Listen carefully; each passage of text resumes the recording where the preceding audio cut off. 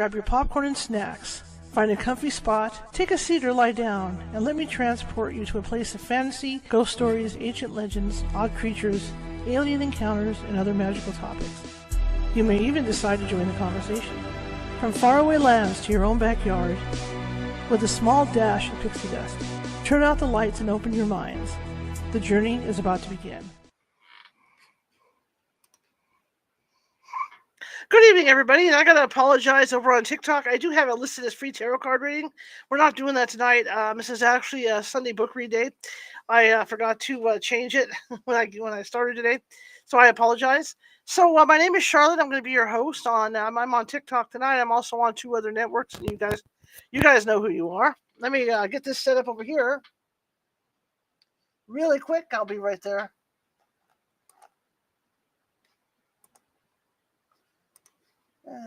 We'll put you on the chat. Okay. All right. I want to get my chat going. So I apologize for any false advertising over on TikTok. Anyway, my name is Charlotte. I'm going to be your host for the next hour or so. I'm also the owner of the California Haunts Paranormal Investigation Team based out of Sacramento, California. We are 45 strong up and down the state, which means we can help you out if you have a paranormal need. Just let us know. Let us know and contact us. We're on all the social media networks. So hopefully you can do that. All right, today is Sunday, and Sunday is the day that I take a day off from doing tarot card reading. And it's been kind of a tradition. I didn't do it last Sunday because I wasn't feeling well. But I'm going to be reading from a paranormal themed book today. And so I hope you guys enjoy the read today. I'm going to go ahead and I'm going to give this a little more. Hang on a second. Try to increase the brightness a little bit. Okay. For over here. Anyway, so I hope you enjoy the book. We're reading from famous ghost stories. And it's like a compilation of real ghost stories and stuff written by people like Edgar Allan Poe and people like that.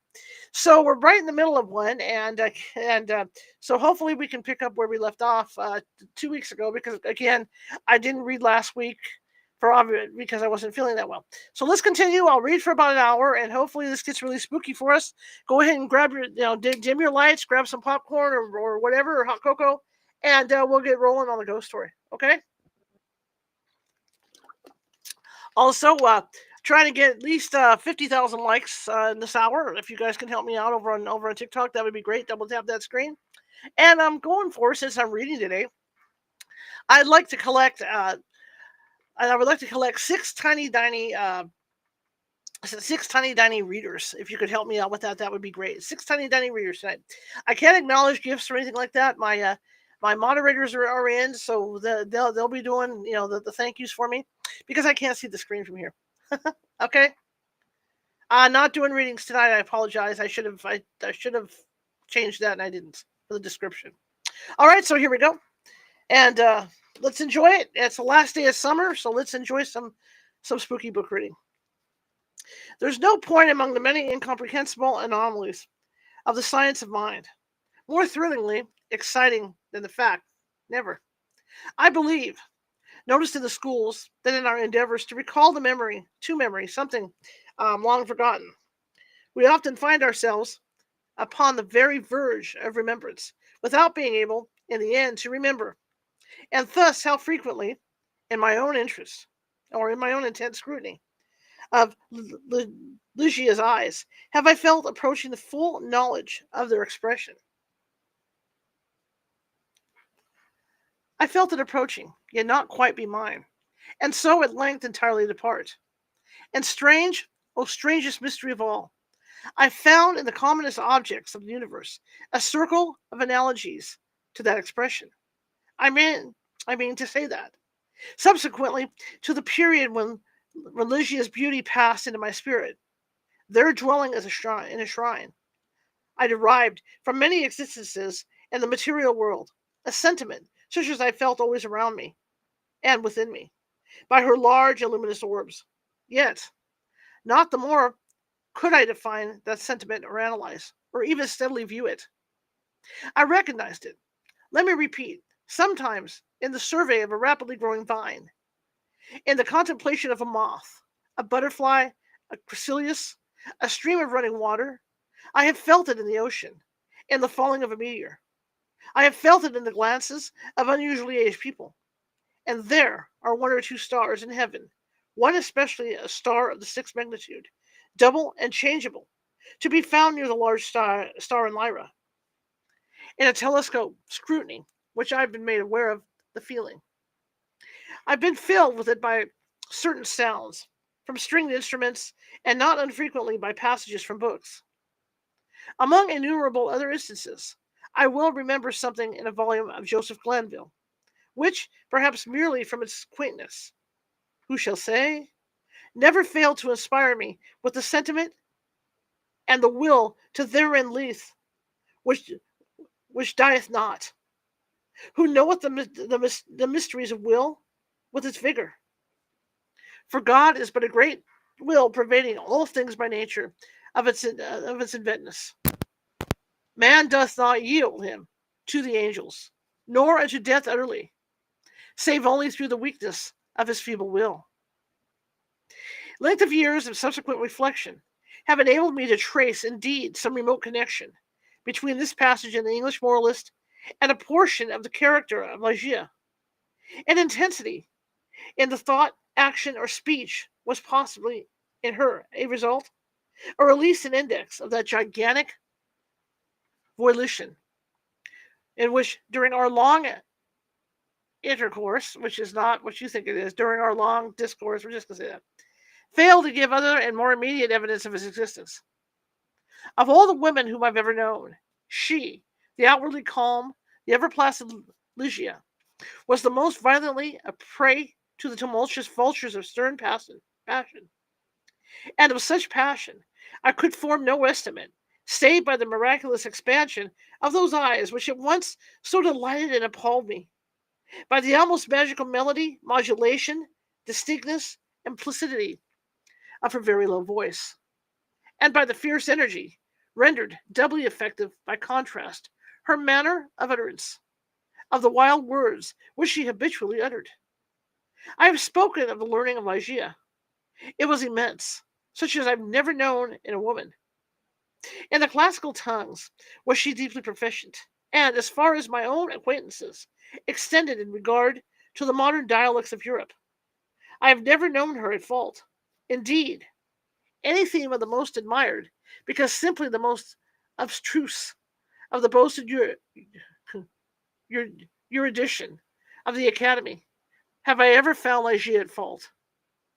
How singularly, how thrillingly, this one point in the nature of my wife has forced itself, at this late period only, upon my attention. I said her knowledge was such as I have never known in a woman. But where breathes the man who has traversed and successfully all the wide areas of moral, physical, and mathematical science, I saw not then what I now clearly perceive, that the acquisitions of Ligeia were gigantic, were astounding, yet I was sufficiently aware of her infinite supremacy to resign myself, with a childlike confidence, to her guidance through the chaotic world of metaphysical investigation, at which I was most busily occupied during the earlier years of our marriage. With how vast a triumph, with how vivid a delight, with how much of all that is ethereal and hope did I feel, as she bent over me in studies but little sought, but less known, that delicious vista but slow degrees expanding before me, down whose long, gorgeous, and all untrodden path I might at length pass onward to the goal of a wisdom too divinely precious not to be forbidden. How poignant, then, must have been the grief with which, after some years, I beheld my well-grounded expectations take wings to themselves and fly away. Without Ligeia, I was but a child groping benighted.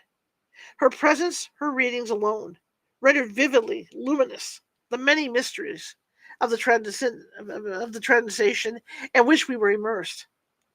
Wanting the radiant luster of her eyes, letters, lambent and golden, grew duller than Saturnian lead.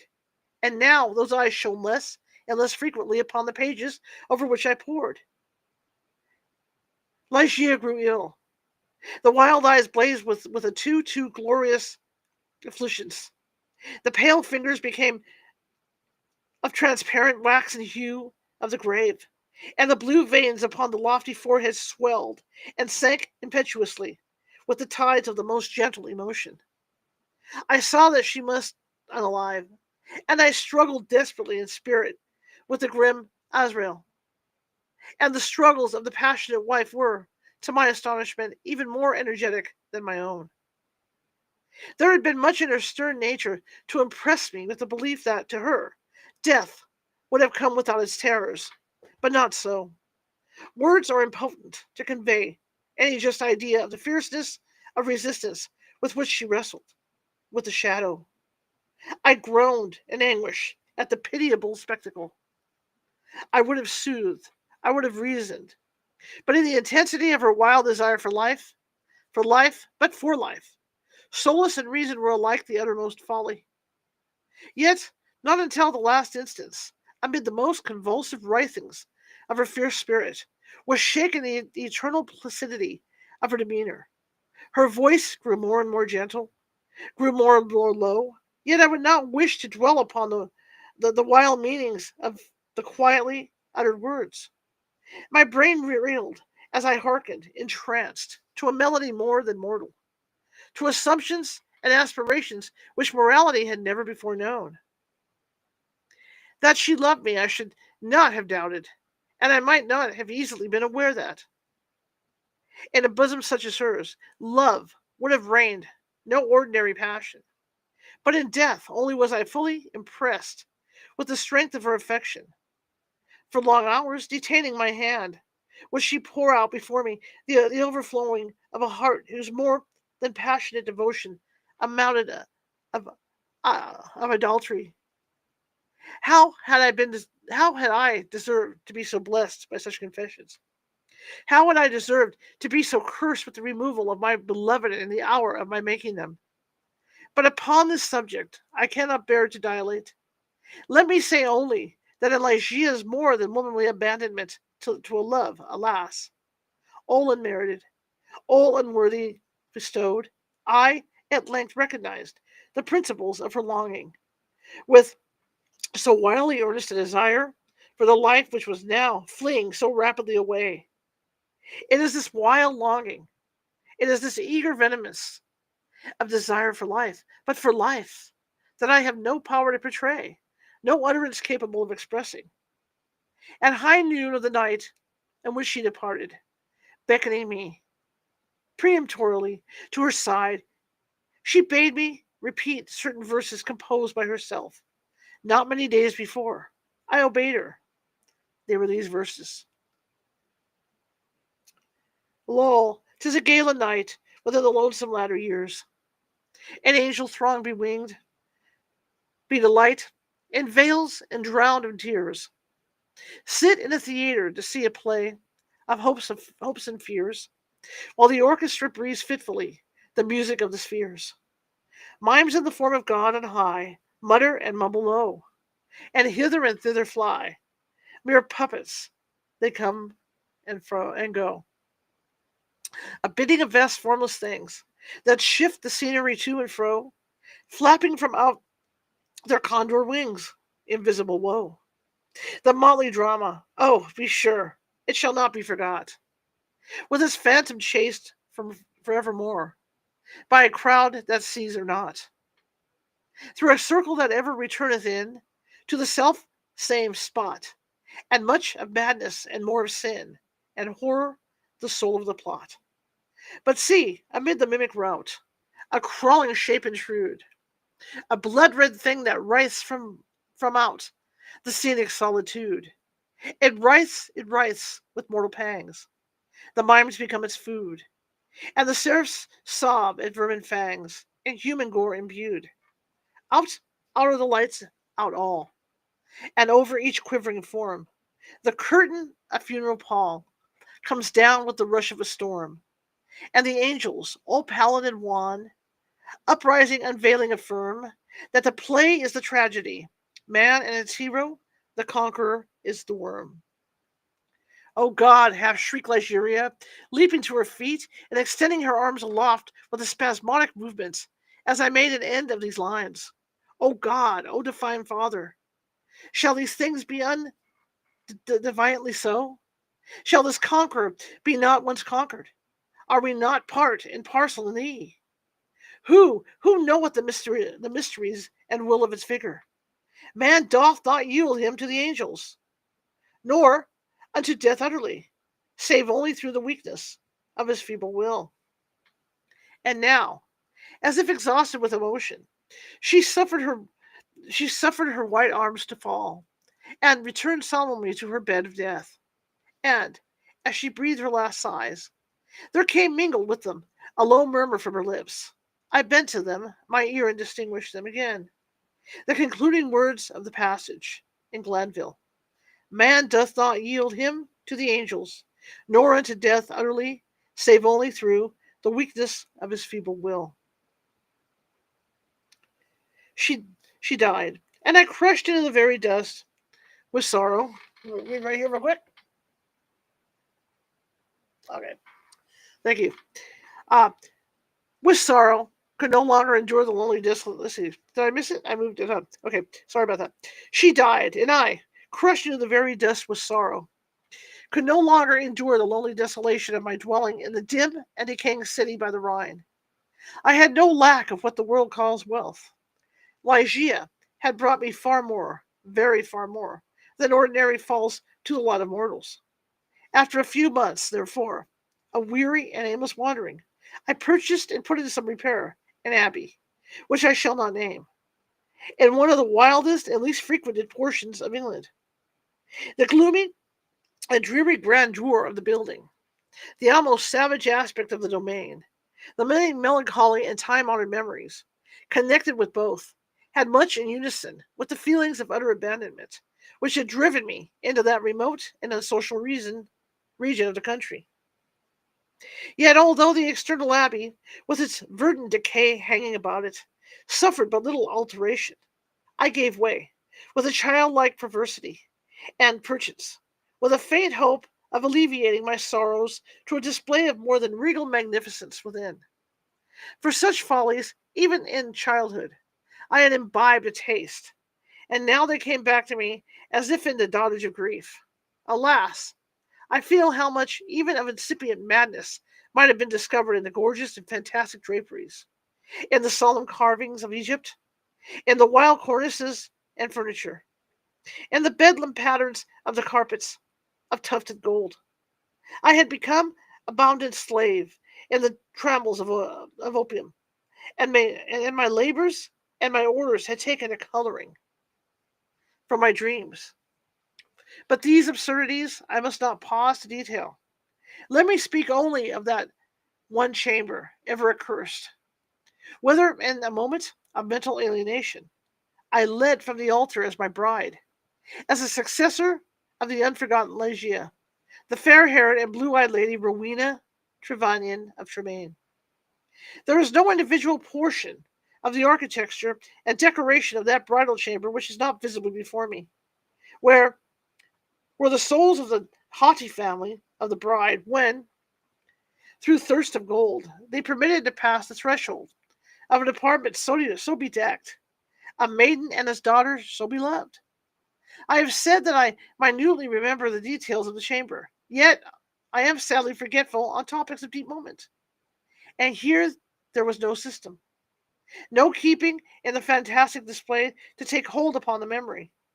The room lay in a high turret of the castle de Abbey, was pentagonal in shape and of capacious size. Occupying the whole southern face of the pentagonal was the sole window, an immense sheet of unbroken glass from Venice, a single pane and tinted of a leaden hue, so that the rays of either the sun or moon passing through it fell with a ghastly luster on the objects within.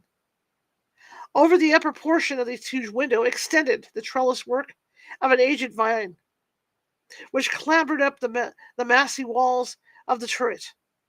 The ceiling of gloomy-looking oak was excessively lofty, vaulted, and elaborately fretted with the wildest and most grotesque specimens of a semi-Gothic, semi-Druid device. From out of the most central recess of this melancholy vaulting depended, by a single chain of gold, with long legs, a huge sensor of the same metal, sarcasenic in pattern, saracenic, sorry, in pattern, and with many perforations so contrived that there writhed in and out of them, as if endued with a serpent vitality, a continental succession of party-colored fires.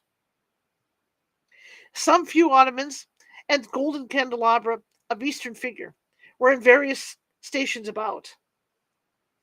And there was the couch, too, the bridal couch of an Indian model, and low and sculptured of solid ebony, with a pall-like canopy above. And each of the angles of the chamber stood on end a gigantic sarcophagus of black granite, from the tombs of the kings over against Luxor, with their aged lids full of immemorial sculpture.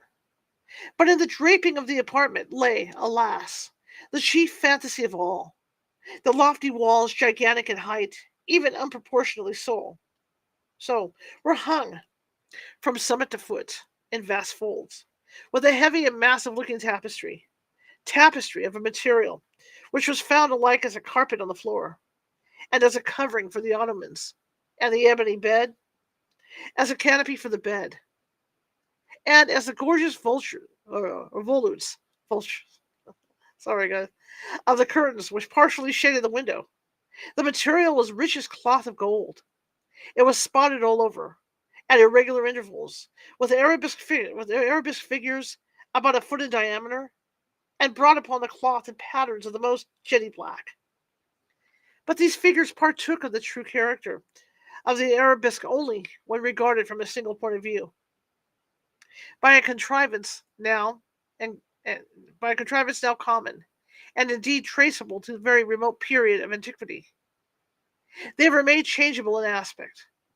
To one entering the room, they bore the appearance of simple monstrosities, but upon a further advance, this appearance gradually departed, and step by step, as the visitor moved his station in the chamber, he saw himself surrounded by an endless succession of the ghastly forms which belonged to the superstition of the Norman, or arise in the guilty slumbers of the monk. The phantasmagoric effect was vastly heightened by the artificial introduction of a strong continual current of wind behind the draperies, giving a hideous and uneasy animation to the whole. In halls such as these, in a bridal chamber such as this, I passed, with the Lady of Tremaine, the unhallowed hours of the first month of our marriage. Passed them, but with little disquietude. That my wife dreaded the fierce moodiness of my temper, that she shunned me and loved me but little, I could not help perceiving, but it gave me rather pleasure than otherwise. I loathed her with a hatred belonging more to demon than man. My memory flew back, oh, with what intensity of regret, to Ligeia, the beloved, the entombed. I reveled in recollections of her purity, of her wisdom, of her lofty, her ethereal nature, of her passionate, her idolatrous love. Now, then, did my spirit fully and freely burn with more than all the fires of her own.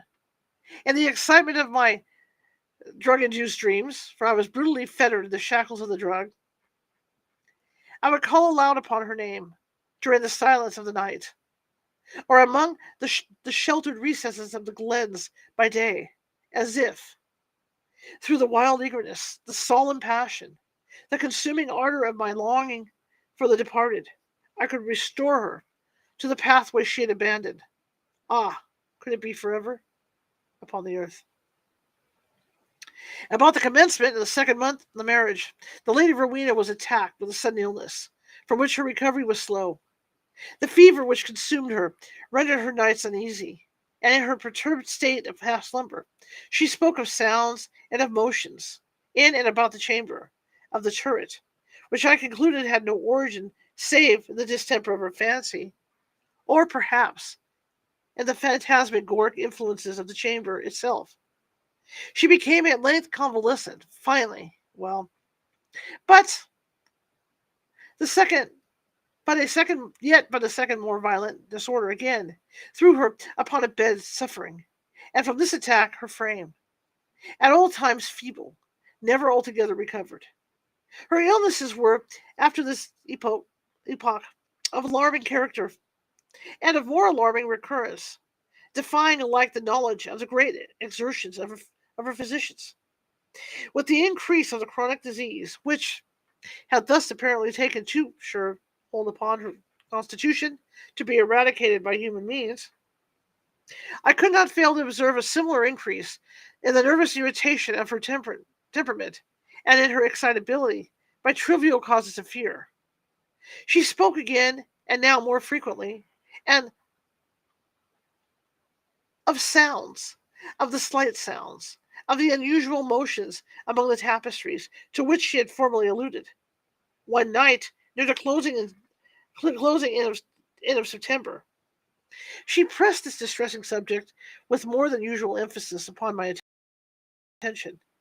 She had just awakened from an unquiet slumber, and I had been watching with feelings half of anxiety, half of vague terror, the workings of her emaciated countenance. I sat by the side of her ebony bed upon one of the ottomans of India. She partly arose and spoke, in an earnest low whisper, of sounds which she then heard, but which I could not hear, of motions she then saw, but which I could not perceive. The wind was rushing hurriedly behind the tapestries, and I wished to show her what, let me confess it, I could not at all believe, that these almost inarticulate breathings, and those very gentle variations of the figures upon the wall, were but the natural effects of the customary the rushing of the wind. But a deadly pallor overspreading her face had proved to me that my exertions to reassure her would be fruitless. She appeared to be fainting, and in no and no attendants were within call. I remembered where was deposited a decanter of light wine, which had been ordered by her physicians, and hastened across the chamber to procure it. But as I stepped beneath the light of the censer, two circumstances of a startling nature attracted my attention. I had felt that some palpable, although invisible object, had passed lightly by my person, and I saw that there lay upon the golden carpet, in the very middle of the rich luster, thrown from the censer, a shadow, a faint, indefinite shadow of angelic aspect, such as might be fancied for the shadow of a shade. But I was wild with the excitement of an immoderate dose of my medication, and heeded these things but little, nor spoke of them to Rowena. Having found the wine, I recrossed the chamber, and poured out a gobletful, which I held to the lips of the fainting lady. She had now partially recovered, however, and took the vessel herself, while I sank upon an ottoman near me, with my eyes fastened upon her person. It was then that I became distinctly aware of a gentle footfall upon the carpet, and near the couch. And in a second thereafter, as Rowena was in the act of raising the wine to her lips, I saw, or may have dreamed that I saw, fall within the goblet, as if from some invisible spring, in the atmosphere of the room, 3 or 4 large drops of brilliant and ruby-colored fluid. If this I saw, not so Rowena. She swallowed the wine unhesitatingly, and I forbore to speak to her of a circumstance which must, after all, I considered, have been but the suggestion of a vivid imagination, rendered morbidly active by the terror of the lady, by the medication, and by the hour. Yet I cannot conceal if I cannot conceal it from my own perception that immediately subsequent to the fall of the ruby drops, a rapid change for the worse took place in the disorder of my wife, so that on the third subsequent night the hands of her menials prepared her for the tomb, and on the fourth I sat alone with her shrouded body in that fantastic chamber which had received her as my bride, while visions, medication engendered, flitted shadowy like before me. I gazed with unquiet eye upon the sarcophagi and the angles of the room, upon the very varying figures of the drapery, and upon the writhing of the partly colored fibers in the center overhead. My eyes then fell as I called to mind the circumstances of a former night, to the spot beneath the glare of the censer where I had seen the faint traces of the shadow. It was there, however, no longer, and breathing with great freedom, I turned my glances to the pallid and rigid figure upon the bed. Then rushed upon me a thousand memories of Ligeia, and then came back my heart with the turbulent violence of a flood, the whole of that unutterable woe with which I had regarded her thus enshrouded. The night waned, and still, with a bosom full of bitter thoughts of the one only and supremely beloved, I remained gazing upon the body of Rowena. It might have been midnight, or perhaps earlier, or later, for I had taken no note of time, when a sob, low, gentle, and very distinct, startled me from my reverie. I felt that it came from the bed of ebony, the bed of death. I listened in an agony of superstitious terror, but there was no repetition of the sound. I strained my vision to detect any motion in the corpse, but there was not the slightest. Yet, I could have been deceived. I had heard. I could not have been deceived. I'm sorry. Yet I could not have been deceived. I had not heard the noise, however faint, and my soul was awakened within me. I resolutely and perseveringly kept my attention riveted upon the body. Many minutes elapsed before any circumstance occurred tending to throw light upon the mystery. At length it became evident that a very feeble and barely noticeable tinge of color had flushed up within the cheeks and along the sunken small veins of the eyelids. Through a species of unutterable horror and awe, for which the language of mortality has no sufficiently energetic expression, I felt my heart cease to beat, my limbs grow rigid where I sat. Yet a sense of duty finally operated to restore my self-possession. I could no longer doubt we had been precipitate in our own preparations, that Rowena still lived. It was necessary that some immediate exertion be made. Yet the turret was altogether apart from the portion of the abbey tenanted by the servants. There were none within call.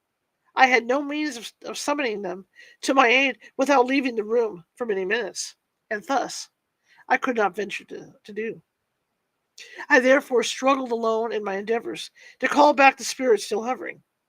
In a short period it was certain, however, that a relapse had taken place. The color disappeared from both eyelid and cheek, leaving a wanness even more than that of marble. The lips became doubly shriveled and pinched up in the ghastly expression of death. A repulsive clamminess and coldness overspread rapidly to the surface of the body, and all the usual rigorous stiffness immediately supervented. I fell back with a shudder upon the couch from which I had been so startlingly aroused, and again gave myself up to passionate waking visions of Ligeia. An hour thus elapsed. When could it be possible? I was a second time aware of some vague sound issuing from the region of the bed.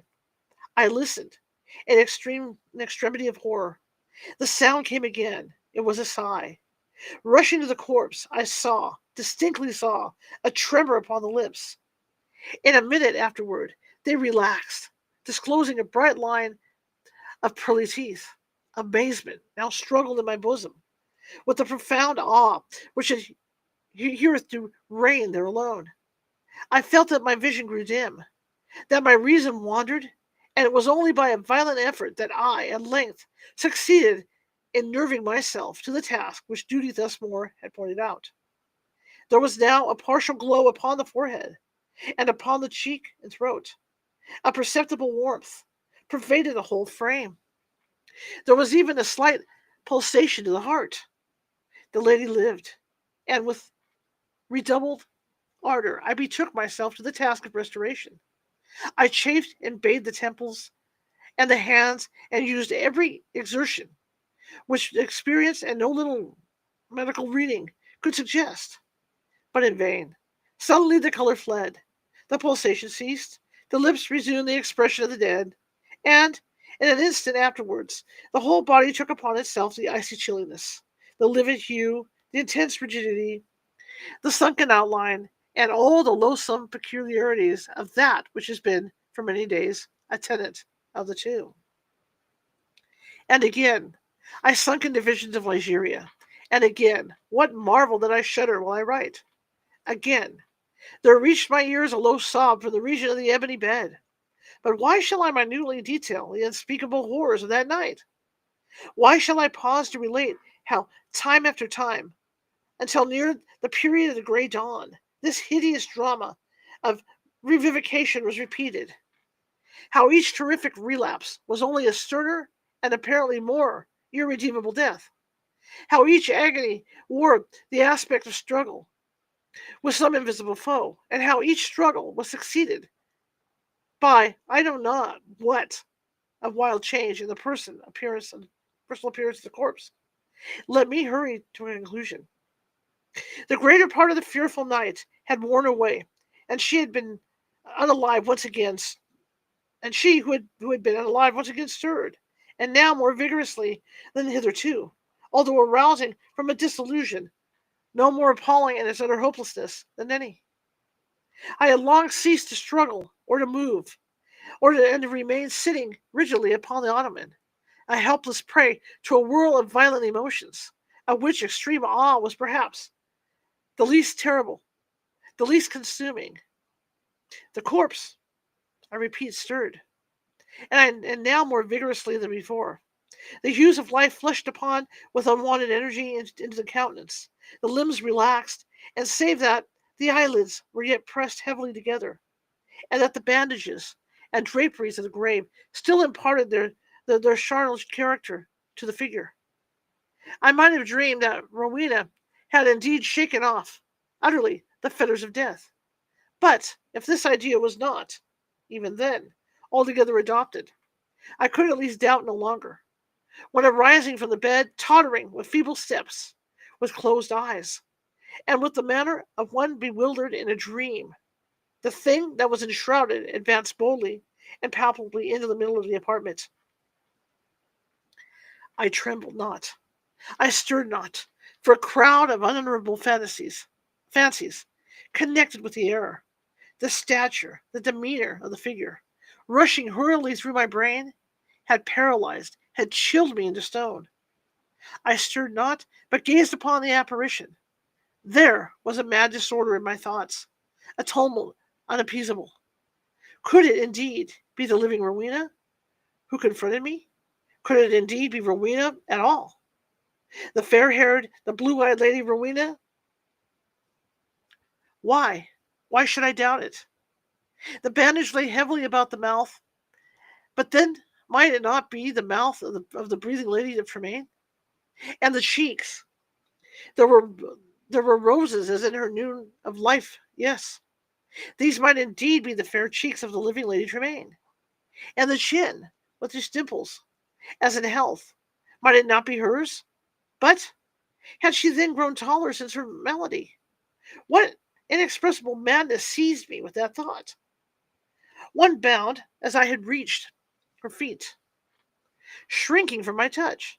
She let fall her head, unloosened the ghastly cerements which had confined it, and there streamed forth into the rushing atmosphere of the chamber huge masses of long and dishevelled hair. It was blacker than the raven wings of midnight. And now slowly opened the eyes of the figure which stood before me. Here then, at least, I shrieked aloud. Can I never be mistaken? These are the full and black and the wild eyes of my lost love, of the Lady Ligeia. All right. That is the end of that one. Wow. How do you guys like that one? Double tap that screen. Double tap that screen so I can keep on going here. And again, I've tried to collect 6 tiny dining readers. What am I doing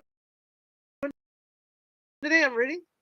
So come on, stick with me. And right about another 15, 20 minutes, I'm going to start a new one called The Haunted Orchard by Richard de Galline. Okay? Just to let you guys know, these books were written before 1940, so they are copyright free. All right, so just to let you know. And I don't speak French well, so it gets interesting sometimes when a lot of these are based in French language. So here we go. Spring was once more in the world. As she sang to herself in the faraway woodlands, her voice reached even the ears of the city. Weary with the long winter, daffodils flowered at the entrances to the subway. Furniture removing vans blocked the side streets. Children clustered like blossoms on the doorsteps. The open cars were running, and the cry of the cash clo man was once again more heard in the land. Yes, it was the spring, and the city dreamed wistfully of the lilacs and the dewy piping of birds in gnarled old apple trees, of dogwood lighting up with sudden silver, the thickening woods, of water plants unfolding their glossy scrolls in pools of morning freshness.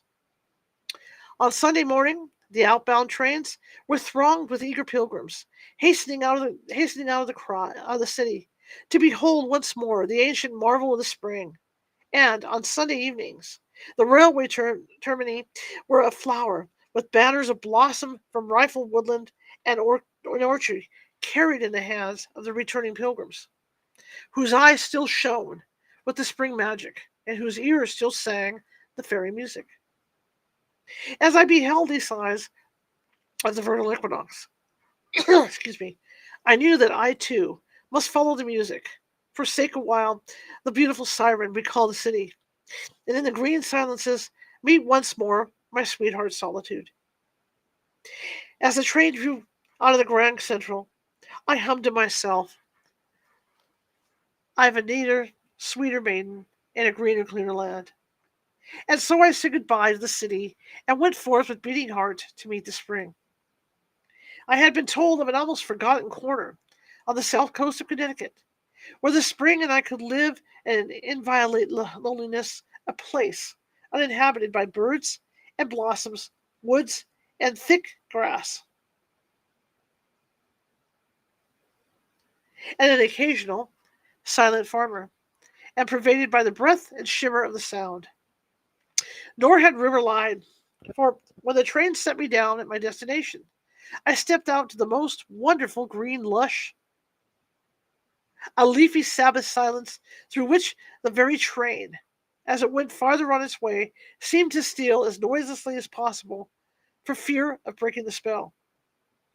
After a winter in the town, to be dropped this suddenly into the intense quiet of the countryside makes an almost ghostly impression upon one, as of an enchanted silence, a silence that listens and watches, but never speaks, finger on lip. There is a spectral quality about everything upon which the eye falls. The woods, like great green clouds, the wayside flowers, the still farmhouses half lost in orchard bloom, all seem to exist in a dream. Everything is so still, everything so supernaturally green. Nothing moves or talks except the gentle chirps of the spring, which I'm sorry, except the gentle chirps of the spring wind, swaying the young buds high up in the quiet sky, or a bird now and again, or a little brook singing softly to itself among the crowding rushes. Though from the houses one notes here and there's evidence of human inhabitants of this green silence. None are to be seen. I've often wondered where the country folk hide themselves, as I have walked hour after hour, past farm and croft and lonely dooryards, and never caught sight of a human face. If you should want to ask the way, a farmer is as shy as a squirrel, and if you knock at a farmhouse door, all is silent as a rabbit warren. As I walked along in the enchanted stillness, I came at length to a quaint old farmhouse, old colonial in its architecture, embowered in white lilacs and surrounded by an orchard of ancient apple trees which cast a rich shade on the deep spring grass. The orchard had the impressiveness of those old religious groves, dedicated to the strange worship of sylvan gods, gods to be found now only in Horus and Catullus, and in the hearts of young poets to whom the beautiful antique Latin is still dear. The old house seemed already the abode of solitude. As I lifted the latch of the white gate and walked across the forgotten grass and up to the veranda already festooned with wisteria, and I looked into the window, I saw solitude sitting by an old piano, on which no composer later than Bach had ever played. In other words, the house was empty, and going round to the back, where old barns and stables leaned together, as if falling asleep, I found a broken pane, and so climbed in and walked through the echoing rooms. The house was very lonely. Evidently, no one had lived there for quite a long time. Yet it was all ready for some occupant, for whom it seemed to be waiting. Quaint, old four-poster bedsteads stood in the three rooms, dimity curtains and spotless linen oak chests and mahogany presses, and opening drawers and Chippendale sideboards. I came upon the beautiful, frail old silver and exquisite china that set me to thinking of a beautiful grandmother of mine, made out of old lace and laughing wrinkles and mischievous old blue eyes. There was one little room that particularly interested me, a tiny bedroom, all white, and at the window the red roses were already in bud. But what caught my eye with peculiar sympathy was a small bookcase, in which were some 20 or 30 volumes, wearing the same forgotten expression, forgotten and yet cared for, which lay like a kind of memorial charm upon everything in the old house. Yes, everything seemed forgotten, and yet everything, curiously, even religiously, remembered. I took I took out book after book for the shelves. Once or twice flowers fell out from the pages, and I caught sight of a delicate handwriting here and there with frail markings. It was evidently the little intimate library of a young girl. What surprised me most was to find that quite half the books were in French.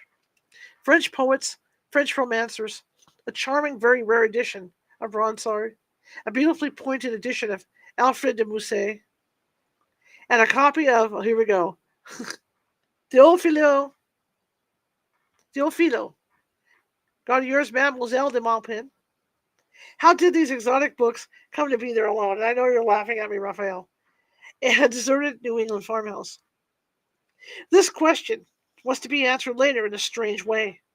Meanwhile, I had fallen in love with the sad old silent place. And as I closed the white gate and was once more on the road, I looked about for someone who could tell me whether or not this house of ghosts might be rented for the summer by a comparatively living man. I was referred to a fine old New England farmhouse, shining white through the trees a quarter of a mile away. There I met an ancient couple, a typical New England farmer and his wife. The old man, lean chinned, bearded, with keen gray eyes, flickering occasionally, with a shrewd humor. The old lady with a kindly old face of the withered apple type and ruddy. They were evidently prosperous people, but their minds, for some reason I could not at the moment divine, seemed to be divided between their New England desire to drive a hard bargain and their disinclination to let the house at all. Over and over again, they spoke of the loneliness of the place. They feared I would find it very lonely. No one had lived in it for a long time, and so on. It seemed to me that afterwards I understood their curious hesitation, but at the moment only regarded it as part of the circassian New England method of bargaining. At all events, the rent I offered finally overcame their disinclination, whatever its cause, and so I came into possession, for 4 months, of that silent old house, with the white lilacs and the drowsy barns, and the old piano and the strange orchard. And, as the summer came on, and the year changed its name from May to June, I used to lie under the apple trees in the afternoons, dreamily reading some old book, and through half sleepy eyelids watching the silken shimmer of the Sound. I had lived in the old house for about a month, when one afternoon a strange thing happened to me. I remember the date well. It was the afternoon of the Tuesday, June 13th. I was reading, and rather dipping here and there in Burton's Anatomy of Melancholy. As I read, I remember that a little unripe apple, with a petal or two of blossom still clinging to it, fell upon the old yellow page. Then I suppose I must have fallen into a dream, though it seemed to me that both my eyes and my ears were wide open, for I suddenly became aware of a beautiful young voice singing very softly somewhere among the leaves. The singing was very frail, almost imperceptible, as though it came out of the air. It came and went fitfully, like the elusive fragrance of a sweetbriar, as though a girl was walking to and fro, dreamily humming to herself in the still afternoon. Yet there was no one to be seen. The orchard had never seemed more lonely. And another fact that struck me as strange was that the words that floated to me out of the aerial music were French, half sad, half gay snatches of some long dead singer of old France. I looked about for the origin of the sweet sounds, but in vain. Could it be the birds that were singing in French in this strange orchard? Presently, the voice seemed to come quite close to me, so near that it might have been the voice of a dryad singing to me out of the tree against which I was leaning. And this time, I distinctly caught the words of the sad little song. Here it comes. I know my friend Raphael is listening. He's going to laugh at me. So here we go. Chantez, chantez Rosignol. Chantez, toi qui as le coeur gai. Tu as le coeur, as le coeur a rire. I'm not making fun of it. I'm just saying, okay. Raphael. Okay. Tu as le coeur a rire. Moi, je, je le tête le plier. Okay. But though the voice was at my shoulder, I could see no one. And then the singing stopped with what sounded like a sob. And a moment or two later, I seemed to hear a sound of sobbing far down the orchard. Then there followed silence, and I was left to ponder on the strange occurrence. Naturally, I decided, oh my gosh, there's more. I decided on the strange occurrence. Naturally, I decided that it was just a daydream between sleeping and waking over the pages of an old book. Yet, when the next day, and the day after that, and the day after, the invisible singer was in the orchard again, I could not be satisfied with such a mere matter-of-fact explanation. A la Clairefontaine, that I could read. Went the voice, to and fro through the thick orchard. Bien allant promeneur, j'y trouve les heures civiles, que je me suis buying. Lou, Louis la, Louis a l'anxious que je t'aimais, jamais je t'aimais, trouver. I tried. It was certainly uncanny to hear that voice going to and fro in the orchard. There somewhere amid the bright sun-dazzled boughs, yet not a human creature to be seen, not another house, even within a half mile.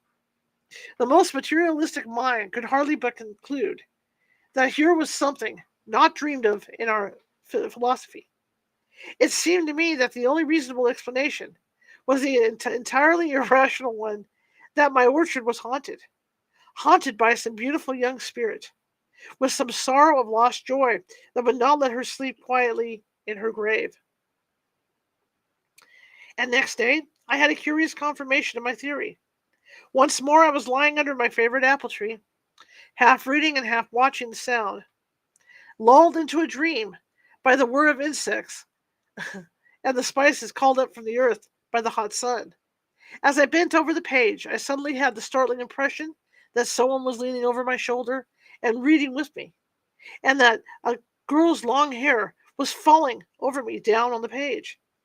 The book was the Ronsard I had found in the little bedroom. I turned, but again, there was nothing there. Yet this time I knew that I had not been dreaming, and I cried out, "Poor child, tell me of your grief, that I may help your sorrowing heart to rest." But of course, there was no answer. Yet that night I dreamed a strange dream. I thought I was in the orchard again in the afternoon, and once again heard the strange singing. But this time, as I looked up, the singer was no longer invisible. Coming toward me was a young girl with wonderful blue eyes, filled with tears and gold hair that fell to her waist. She wore a straight white robe that might have been a shroud or a bridal dress. She appeared not to see me, though she came directly to the tree where I was sitting, and there she knelt and buried her face in the grass and sobbed as if her heart would break. Her long hair fell over her like a mantle, and in my dream I stroked it pityingly and murmured words of comfort for her sorrow. I did not understand. Then I woke suddenly, as one does from dreams. The moon was shining brightly into the room. Rising from my bed, I looked out in the orchard. It was almost as bright as day. I could plainly see the tree of which I had been dreaming, and then a fantastic notion possessed me. Slipping on my clothes, I went out into one of the old barns and found a spade. Then I went to the tree where I had seen the girl weeping in my dream and dug down at its foot. I had dug a little more than a foot when my spade struck upon some hard substance. In a few more moments I had uncovered and exhumed a small box, which on examination proved to be one of those pretty old-fashioned Chippendale work boxes used by our grandmothers to keep their thimbles and needles in, their reels of cotton and skeins of silk. After smoothing down the little grave in which I had found it, I carried the box into the house and under the lamplight examined its contents. Then at once I understood why that sad young spirit went to and fro the orchard singing those little French songs. For the treasure trove I had found under the apple tree, the buried treasure of the unquiet, suffering soul, proved to be a number of love letters written mostly in French in a very picturesque hand. Letters, too, written by some 5 or 6 years before, written, but some 5 or 6 years before. Perhaps I should not have read them, yet I read them with such reverence for the beautiful impassioned love that animated them and literally made them smell sweet and blossom in the dust, that I felt I had the sanction of the dead to make myself confident in their story. Among the letters were tight little songs, two of which I had heard the strange young voice singing in the orchard. And, of course, there were many withered flowers and such like remembrances of bygone rapture. All right, we're going to stop there till next weekend. We'll be back next Sunday, again, 6:30 p.m. Pacific, to read some more. But it's a cool story. I hate to stop in the middle of it. It's really a cool story. Anyway, I want to thank everybody for coming today. Again, it's the last day of summer. Now, if the weather starts to cool off, which it's supposed to, then what we're going to be doing, I'm going to probably read the book next Sunday, and that'll be it. What we're going to be doing is we're going to be doing ghost stories by the campfire. It's too hot outside for me to be out there at night right now, but once it cools down, I'll set up a campfire out there, and I'll tell true ghost stories from the files of California Haunts Paranormal Investigation Team. So you guys will get some true scary. Some are scary, some aren't so scary. But I'll tell ghost stories by the campfire. We'll do marshmallows and things like that. So as the weather cools down, we're going to be changing how we do this. But I want to thank everybody for coming. Everybody over on TikTok, thank you so much. I'll be back tomorrow night on TikTok, 6:30 p.m. Pacific, doing tarot card readings for everybody. 3-card reads, past, present, future. Come on in and join me, and I'll see you guys tomorrow. So have a great night, TikTok. Catch you later.